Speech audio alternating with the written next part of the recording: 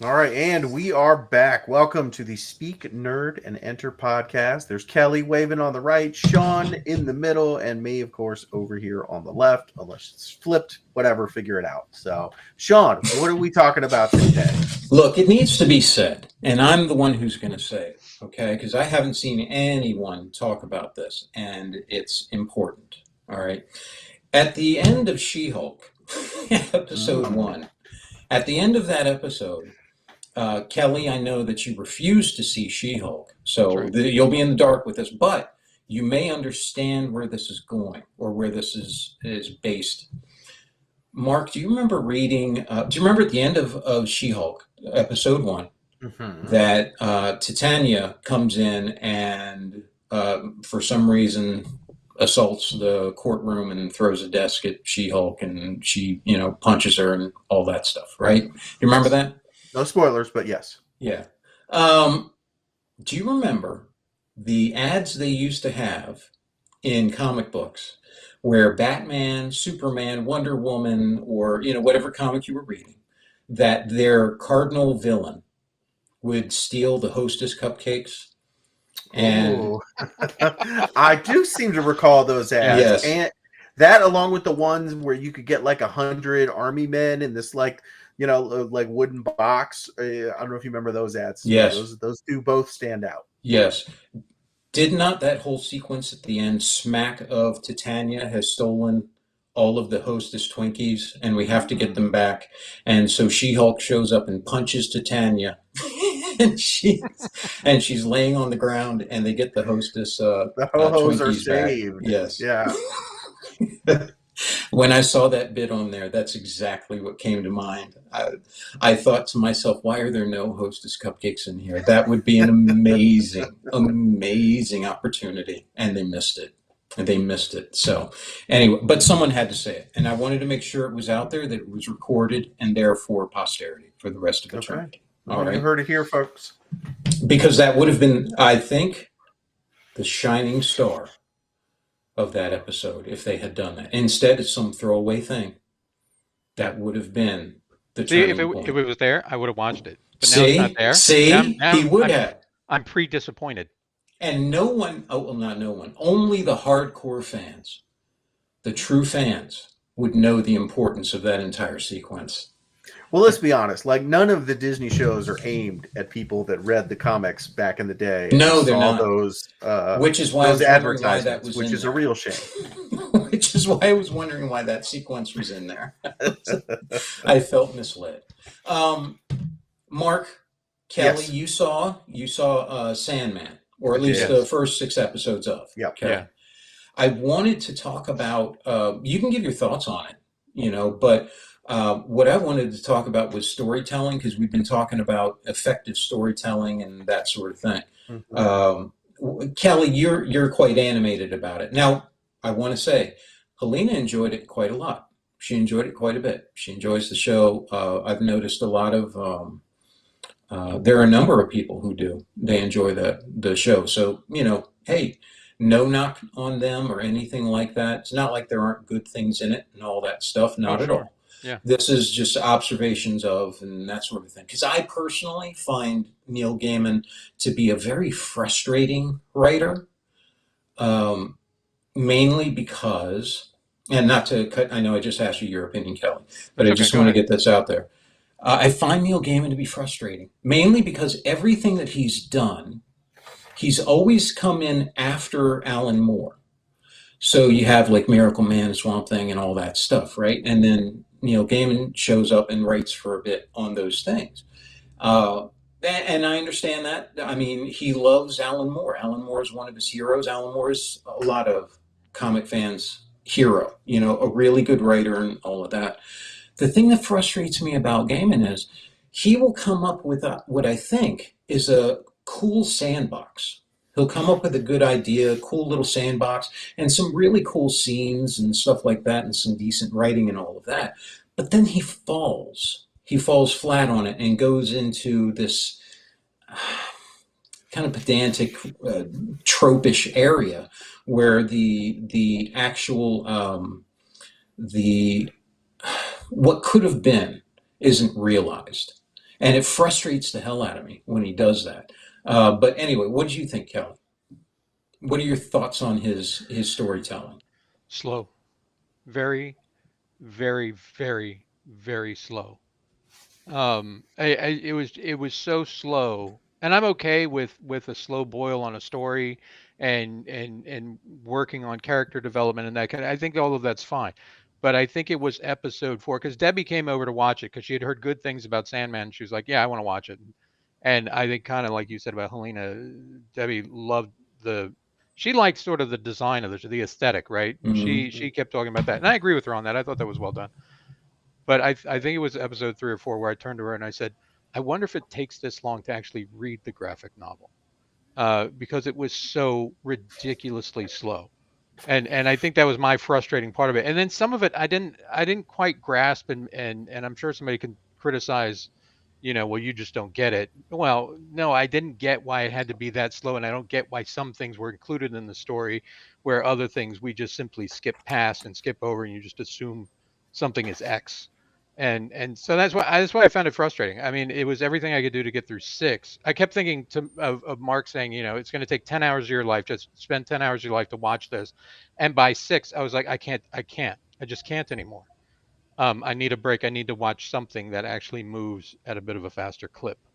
But that's that. Without me getting into a lot of complaints about, just other elements of the story.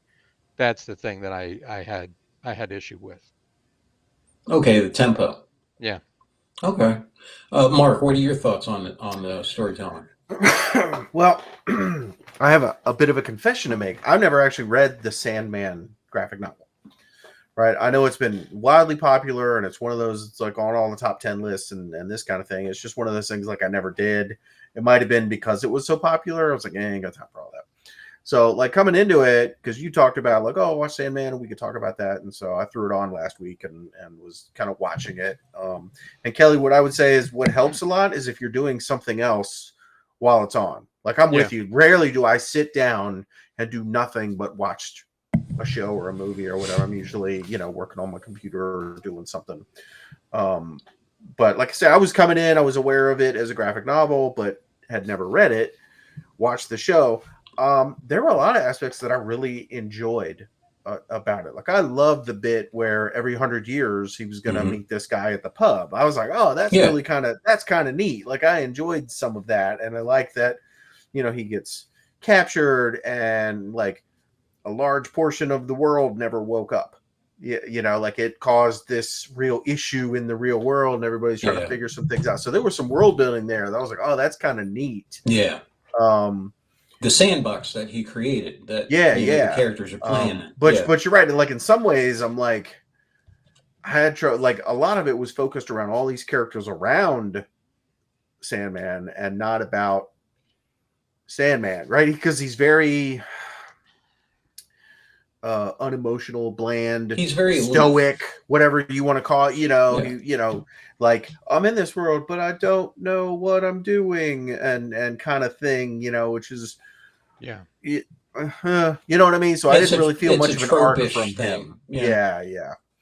And but like I say, the supporting characters I thought was cool. I really liked when like that one woman didn't wake up. And then we find later on in the story that she's like the grandmother of one of the big, like they really tied in a lot of these, like what I originally thought was just like this kind of throwaway scene real briefly, like a bunch of people didn't wake up. And the guy comes in, he goes, oh, it's time to wake up. And the woman doesn't wake up and they're all concerned. And that's when they discovered this kind of sleeping disease or whatever they called it. Yeah. To have that come back and pay off. So there were some things I really liked about the storytelling and whatnot. I don't really recall it being like this slow pace where I was like, oh, come on, get on with it. But it felt like they jumped here and they jumped there and they jumped to these different places for him to tell the story. I can imagine that in the graphic novel, maybe they had a little bit more time to flesh out each of those. The graphic novel was more, or the comic was more, think of it more like an anthology kind of thing, where he goes around doing little stories. Okay. There is an overarching. Okay, because that's what the show felt like to me. Yeah, that's more of what it's more of what it's like. Oh, okay. So yeah. Like I say, I enjoyed it. It was not necessarily um, the most amazing thing that I've ever seen, Mm-hmm. but there was Right. definitely some cool aspects to it, and I enjoyed the show, and I didn't go like, oh man, this is a waste of my time. And I'll tell you one thing, and I don't want this to be reflective on Sandman at all, but I noticed that now in my, at the age I am in my life, and with the amount of time that I have, which is the same amount of time that everybody else has in a given day,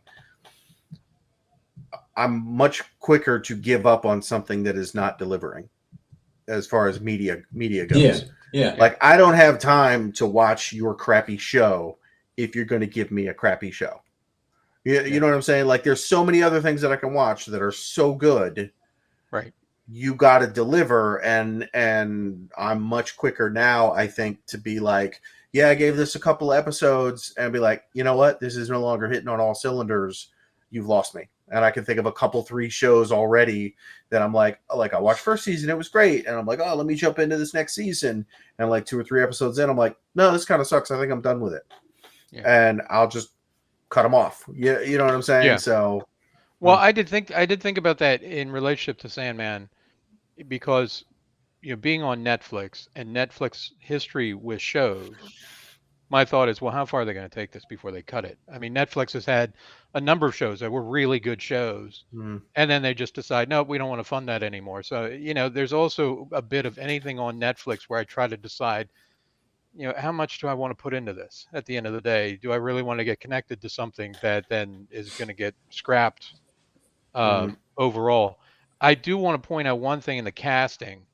Who was it? Patton Oswalt is used as a voice actor yeah, in the show, yeah. Crow, and right? I Yeah. and I thought that was disruptive to the overall aesthetic of Oh, the you think show. so? I Okay. do. But that's again my opinion, obviously, and take that for what it's worth. But I wish they had gone a different route there because Yeah, Gilbert Godfrey. Yeah, I think they would have been yeah, perfect. that Aladdin. That's right. Yeah. yeah, yeah, Speaking of professional storytelling, yeah. But I agree with you, Mark. That's what I was saying is that he does a decent job, man, and that's unfair. He does a good job at setting up a sandbox, you know. And it's just that instead of, and this is what frustrates me is I'm so used to seeing him right after I've read Alan Moore, Mm, and Moore with his stuff, he goes all the way. yeah. Moore goes all the way. He does not make it simple on the characters. You know what I mean? He doesn't, Yeah. and I don't want to say he doesn't cop out because that makes it sound like everybody else does, and that's not fair. Right. I don't know if Gaiman's copping out or not. I don't think he is. I think he's writing what he feels, but it's not nuanced the same way as the characters that Moore creates. So Dr. Manhattan is stoic and emotionless as he may seem. The way he wrote him, you can honestly see the turbulence underneath. That current underneath that's still there, that's driving him as a character. That makes him so interesting. And Rorschach, the opposite end of the spectrum, if you will, there. And the nuance that goes with him, where it would be so easy to make him simply villainous and just out of control, but you find out he's actually one of the most altruistic characters there is in the book, that he will go to any lengths to get the right thing done and to protect those who should be protected in his mind and all of that. That the broken characters still have stuff that's very right about them, and that the right characters still have stuff that's extremely broken about them. Mm, And he doesn't make it easy that way. It's very nuanced, very against type in some ways, and just so rich. And then you get to Gaiman, and you have an elaborate setup. So I liked Morpheus being caught. I actually dug that episode where you're sitting there watching him, and all he is caught in this thing for 100 years, and you're seeing time pass by, and the stories go on, and the people not wake up, and all those things.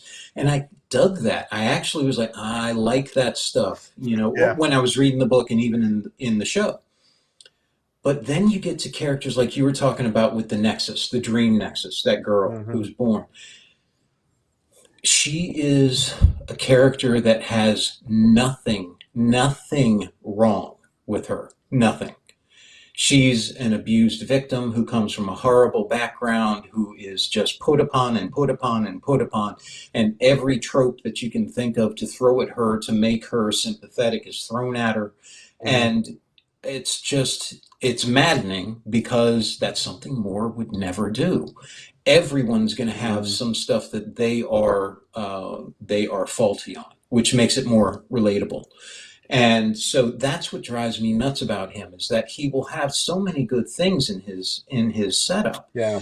and then the payoff isn't as good. And I probably wouldn't, and because I don't want to rag on him too. He seems like a really good guy, and he writes really well, and all of that. And he's got some brilliant stuff in there. The scene with what's his face, the killer guy, the one with the amulet, where he's driving in the car with the lady, Mhm. Hmm. and his whole thing in that, and you're waiting to Oh, see. right. Right, and I was watching Helena because I know how it's going to turn out, but I'm watching Helena as she's watching this, and she's sitting there saying, "Oh, that's so sad. She's such a nice lady." She's anticipating this lady being murdered, and she's like, "That makes me so sad. She's such a nice lady." And then at the end, when she's sure that he's about to kill her, and instead he gives her the key to safety, you know, that's brilliance. That's really good writing. That's good. And she was taken aback by that. Said, "You didn't expect that, did you?" She said, "No, I really didn't." And that's the kind of nuance of a character that I'm talking about. You know what I Right. mean? Mhm. That's what I'm looking for in storytelling. That's what I'm looking for in a master class, if you will, of Yeah. that sort of thing. And that's why he's so maddening to me. He'll give you Yeah. most of it, Well, and like then I it's not really there. enjoyed the idea of the serial killer convention.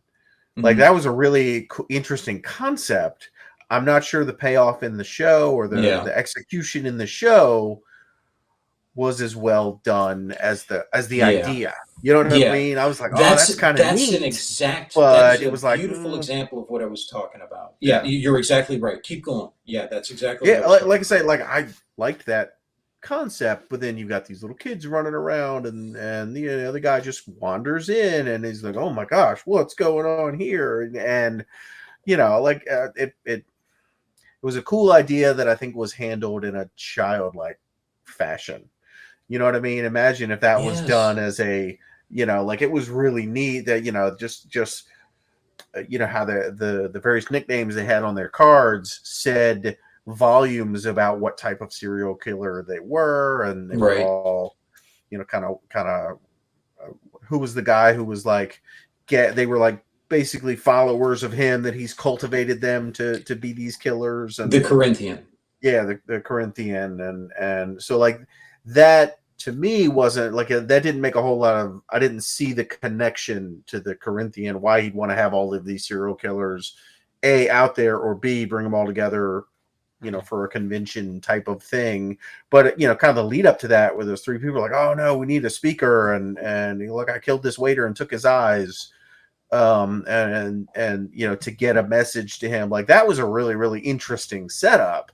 And so there were parts of that were compelling and brilliant, but on the whole I don't think it lived up to Yeah, the setup. that's exactly what I mean. You're waiting for this payoff. You're waiting for this nuanced, intriguing original payoff, because you're thinking, oh, here's a road that people don't generally go down because they're very uncomfortable with that. And this is not something they would normally want to explore.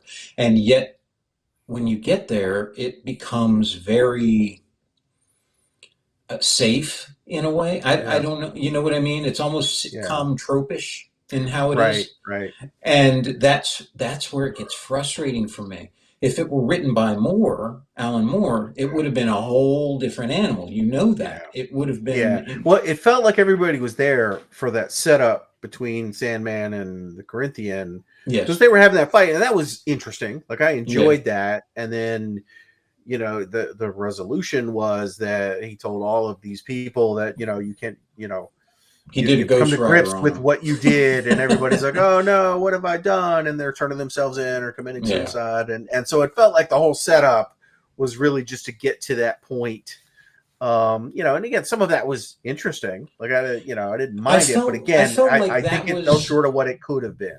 see, that's the thing. I think that's actually just so you know, the only word I can think of is childlike in how it was executed Yeah, a little because straw man. you Like I'm going to you set this up want specifically to hit someone it. Yeah. it's someone wanting here you are you want catharsis as the audience. I know you want catharsis and you want all these people to suffer, so here's the suffering.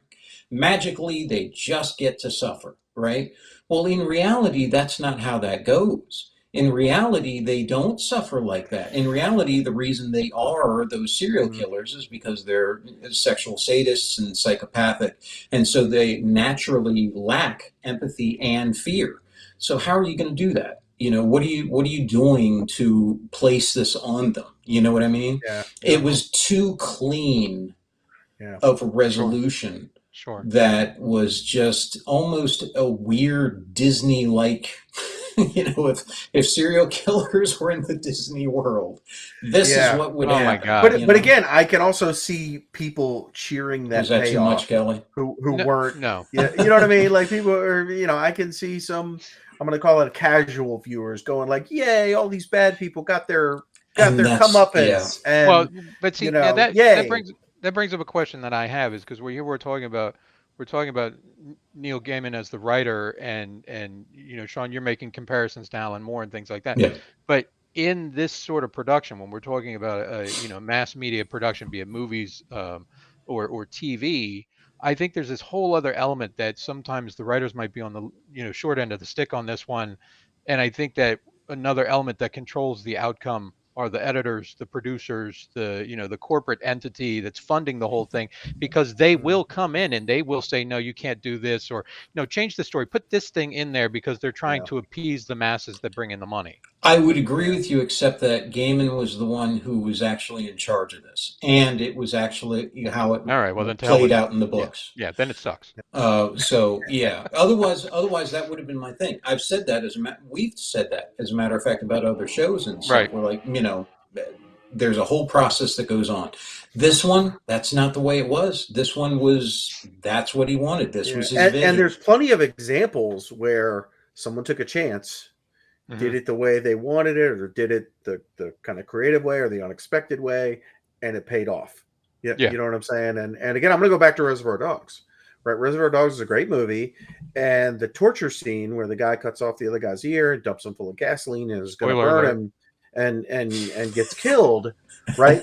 So the studio was like, hey, this is a great movie. We can show this to anyone, but you got to take that scene out. And Quentin Tarantino was like, no, that scene's got to Yeah, stay in. yeah. And that pushback, he was like, okay, but remember, we're the ones that let you put this movie out with that in it. You know what I mean? And I heard Quentin Tarantino say, and he goes, they were right.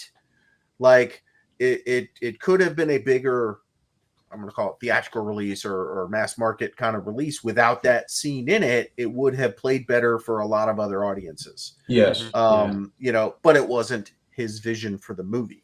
You Right. know Yeah, I what I'm saw saying? that. And I saw so, that right. interview where he was saying, as a matter of fact, when they screened it, he said at that particular point was when there was a lot of people got up and left. Right. That was when the most people left the screening.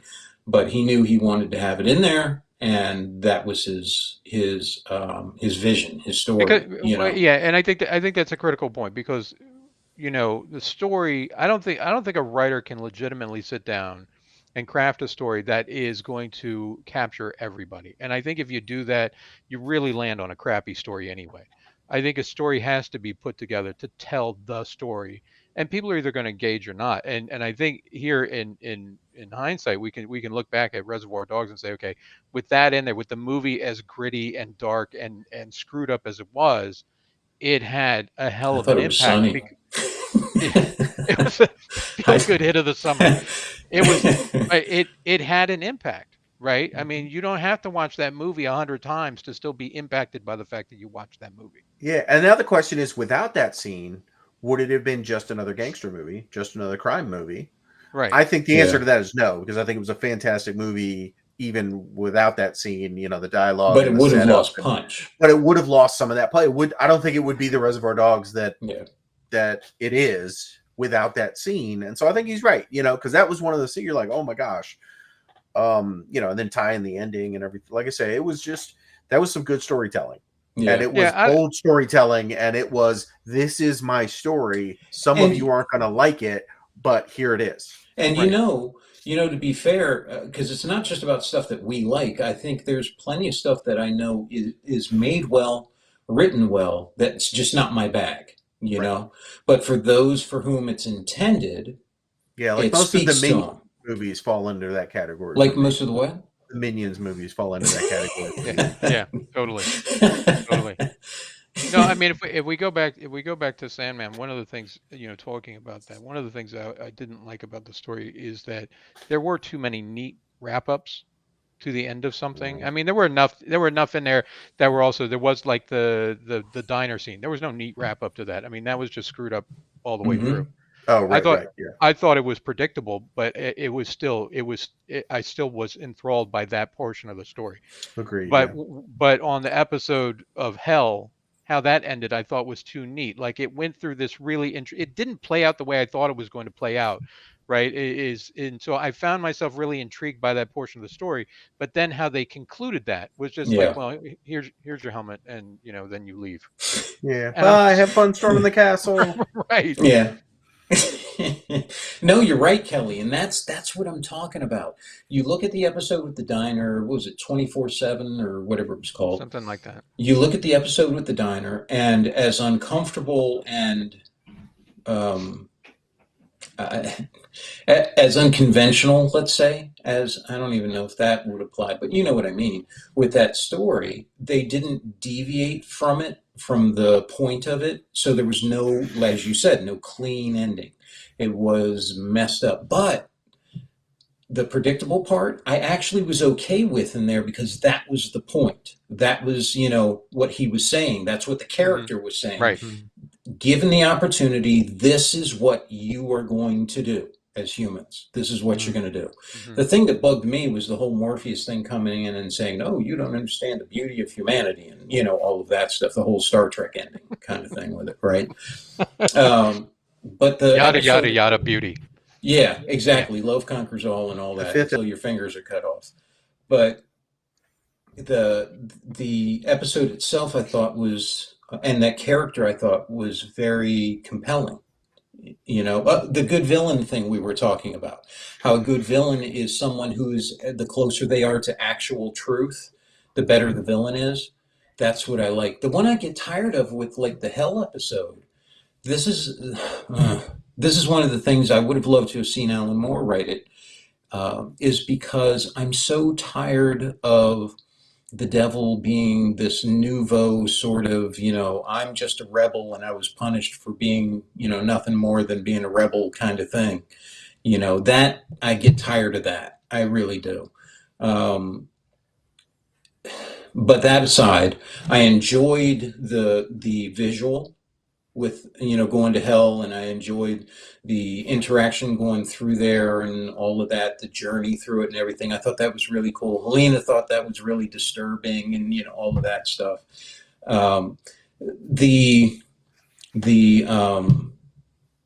The showdown at the end, I thought was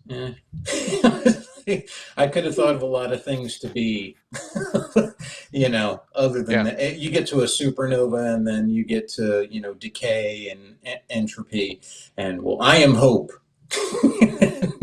Nothing kills hope. Well, there's a lot of crap that kills hope. There's a lot of it felt like a cheap substitution for love being the fifth element. You know what I mean? Yeah, we're not going to use love. We're going to use hope. Yeah, that felt like, you're writing and you're like, all right, what am I going to do? How am I going to end this? Hope. There you go. I hope I can come up with a good ending. Hope is stronger than a supernova. I got news for you. If you're on any planet where there's a supernova going on, hoping can help. You can hope all you want. You can hope it'll be over quickly. But see, now, now that you say love, now I kind of wanted them to say love, because then I was hoping that they would bring in Love Bear from the Care Bears, The crossover we didn't know we needed until now. Right. Yeah. Hey, if the Care Bears are going to be anywhere, that's where they're Mhm.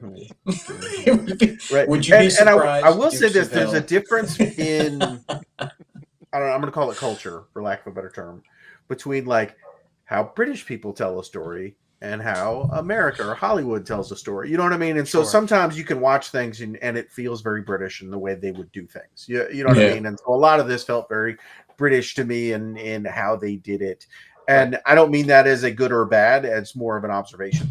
Same thing with like, if you watch the original La Femme Nikita, like you could tell that is a foreign film Amazing and movie. it's French, and just some of the decisions and the choices and how that story progresses is different than how an American would tell that story or how Hollywood would tell that story, if Mhm. that makes sense.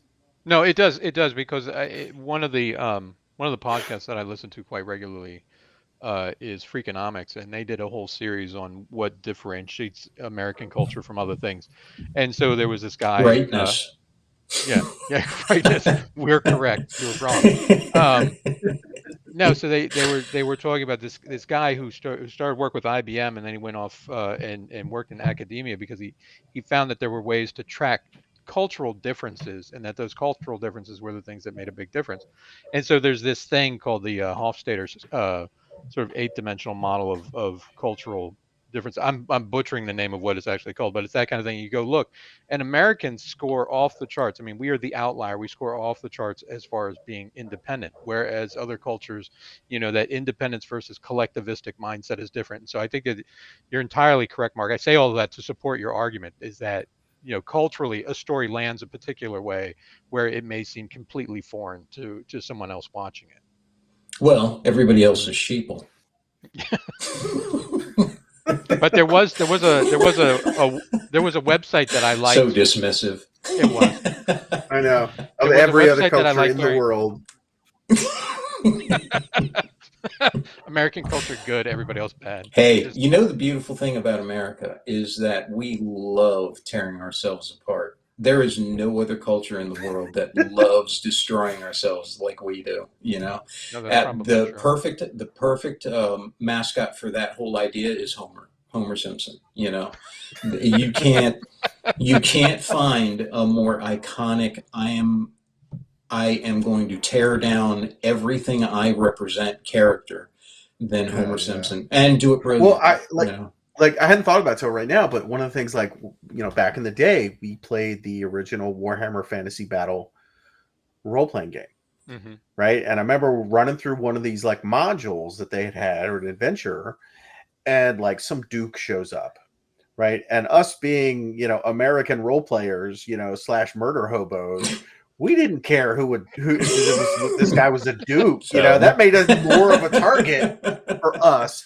But you could tell whoever wrote this was yeah. writing it for a British audience who would have been like, "Oh, it's a Duke." At You know what I this mean? Like, point, they "Oh, will we should be on be in their awe of this knees. NPC who is like royalty." Whereas the Americans were like, "I'm going to steal his purse. I stab him." What's he got on him? Like, Has he got one of those cloak things? I want that. Has he I got yeah, fur? vaguely remember exactly. that I was the one running that module, and I think that evening ended in a bit of an argument. But where I think that was the one where I had Russell just start rolling a d6 on how many people he killed with his scythe of death. Oh, that's right. You He know, played this big minotaur yeah, with with a big scythe and whatnot. He was a really Who cool redeemed the character. entire But Goblin again, that was Nation? one of the first times Remember that? I remember thinking from the coming out of that, I Remember was that? like, clearly this was written for like a different audience. yeah, Like the British culture has a lot more respect for monarchy and these people are in charge or whatever. But as Americans, we're like, he's just a president. He's going to be gone in 4 years. Like, we don't have that respect for leadership ever because, right, like you said, the independence is off the chart. And again, from a cultural standpoint, once you get into a role-playing game setting, all the normal, stuff that we as a society would adhere to goes out the window because, right. part of the reason you play role-playing games is so you can like murder and steal and do these other things that you would never do GTA in real things, yeah. life. You know what I mean?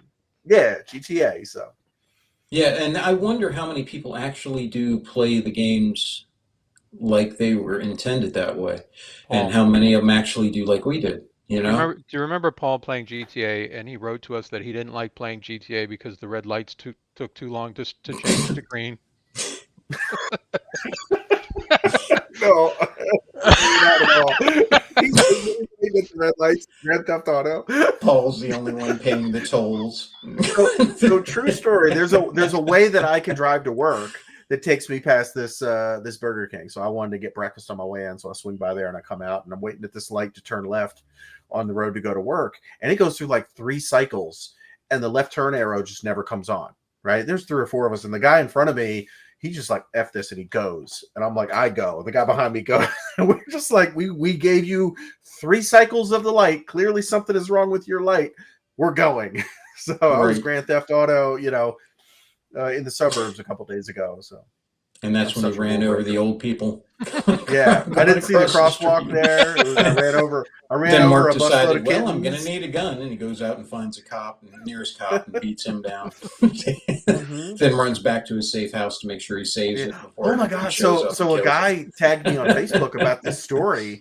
So this cops get called on this woman who is like crawling around in a parking lot or something, barking or saying something. So clearly she's like on something or whatever. And so they took this woman and they put the cuffs on her and they put her in the back of a police car.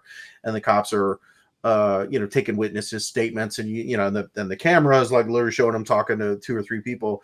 And I guess there was an AR-15 in the back seat of the car and a little thing marked gun that she slipped one of her hands out of her handcuff, opened it up, pulls out an AR-15, shoots one of the witnesses who's like, shoots out of the car and she goes bang. And the guy goes, and the cops all like duck down and they're looking and they can't figure out where it came from. And then she keeps shooting and it turns into this like 6-hour-long standoff where they bring up like a big ram and they smash out the window of the car and she finally gives herself up and whatever. And he like posted, I was like, wow, what on earth is a rifle doing in the backseat of a police car, period. Yeah. Secondly, you put a person in there, I don't care if she had handcuffs on or not, you can still fire a rifle with handcuffs.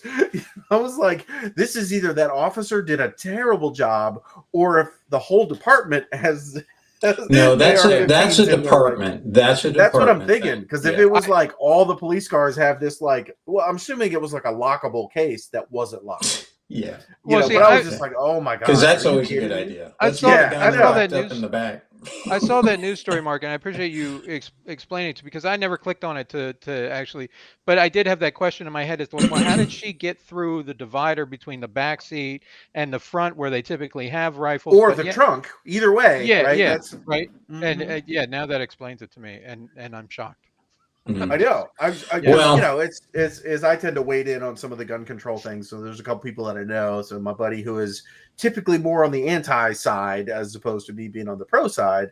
When an article like this comes up, he'll tag me and be like, "Oh my god, what do you think about this?" Right? And I'm like, "All right, let me see what this is." And I'm just like incredulous. I was like, "Oh my gosh!" Like, that was just poor management on the behalf of that police department, / officer, Shocking.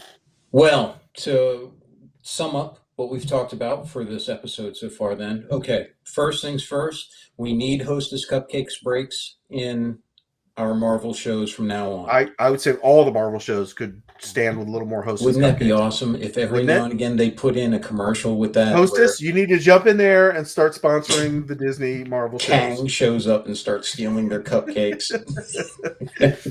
Got a Twinkie on every finger. That would have been better in Infinity War. Thanos just takes all the Hostess cupcakes. I think all that would have been awesome. Everything has to have a Hostess break in there where they just, somebody steals the Hostess cupcakes or snowballs or, well, no one would care about the snowballs, but and then that simple one punch thing and then the villain sitting there, drat, I should have, the hero's got the arm full of Twinkies. Yeah. Good times. The other Simpler thing times. Is, I think we kind of agree on most of our points with Sandman. Kelly thought it was, from a storytelling perspective, too slow for Kelly. Too slow. Mark and I don't mind the slow burn stuff, but I think we all agree that if you're going to make a show like that, or you're going to make a story that way, not even just a show, but if you're, creating a story, adventure, book, whatever it is, that having what would you call it, Mark? Having the awareness, or would you call it courage to go that extra step Yeah, well, would see, here's be. the thing, because I'm less familiar with the source material. Source So what material I is very much like the show. okay, so it feels to me because on the whole, following the source material is usually the best idea. You know what I mean? Like usually you run into trouble where you veer away from the source material. But it feels to me like the source material was maybe a little more choppy, Oh, it which is was. what we have here. You know what I Yeah. mean? So, but again, As a matter I of have fact, a he hard said time. that. He even said that about his. He said, when I first started writing it, I was learning how to write it. And so he didn't kind of get the gist of it himself until a ways into it, Yeah, So there is that. And yeah. kind of that Okay, but but again, the if it's true to the show source is a material, I'm refined like, form of it. I'm not gonna knock it for being true to the source material. Me Right. not being familiar with the source material, I'm knocking it because of how I've seen it. But hearing Right. this other expert, I'm like, okay. But you're right. If coming to this now, like, oh, let's turn this beloved property into a Netflix show, it might have been a good idea, especially with Neil Gaiman being involved, apparently, to Yes. go, okay, how do we make this a little bit more of a story and tie it all together and kind of weed out some of that choppiness or whatever, and again, if it was a choice to do it this way, knock yourself out, cool. And I will say one other thing about it. I love the actor, by the way, that they use for Morpheus. I Mm-hmm. love that dude. He's a super fan of Sandman, apparently. And by the way, Gaiman is in charge of that show. He's one Okay. of the showrunners who does the writing and all that stuff, final say on all the stuff that goes in there and everything. The only thing they had to change was stuff they legally could not put in there because DC still owns, the or whatever entity Yeah, yeah. owns that character. Okay. So, but I love the character. The guy who plays him does a very faithful bit. I was like, yeah, that's if I were going to put Morpheus into live action, that's it. And Yeah, and I've sounds seen like some of him the and side everything. by sides of the Right. show with the comic panel, and I was like, okay, I can see it. Very good job on that and all that stuff. The thing that I get, the other thing I want to mention is I'm so tired of, just real quick, is the God who has to learn to be human, kind of thing. That whole trope, I'm done with that. Why are they where they are then? You're magnifying the status of humanity by bringing this character down. It seems like a kind of a cop out doing that sort of thing. You know what I mean? Yeah. A character who is that powerful has been around for billions and billions of years since the beginning of the universe and all that. I'm pretty sure he's already gone through his discovery arc that probably happened much, much earlier. Otherwise, he's incredibly lazy. Well, I think that stuff is in there a lot of times because it's really somebody's anti-religious creed, either directly or indirectly. Is just it's an argument against religion, And right? that's completely possible, and that of course does occur to me. But even if that were the case, be more creative in how you write for these beings. Otherwise, don't put them in there because you're just destroying any ability to have suspension of disbelief. Again, the best author for writing for God beings or gods and angels and all that was Tolkien. Tolkien did it beautifully. That's the only one I've ever read where I was like, that sounds like what God or the devil or one of them would sound like if they were in the world. Hmm. That was awesome. You pulled all that Uh, from The Hobbit? no, the Silmarillion. I know. That's Yes, thank you. Sean's So also the only anyway, person who's read the Silmarillion. twice. twice. Dose. Yeah, Morgoth. I'm Team Morgoth. Team Morgoth. All right. Well, Rings of Power. We're gonna go see how they butcher your baby. Yeah. Well, no, he won't be in there. That'll be Sauron. Oh yeah, yeah. Yeah, he's in there. So Iluvatar, I love Iluvatar. Don't get me wrong. Morgoth's got some coolness to him, though. All right, guys. Well, thank you very much. and next time we will dive into some other stuff. All right? All right. All right, boys, thank you. Take it away. Bye. Get out. This concludes our Speak Nerd and Enter broadcast.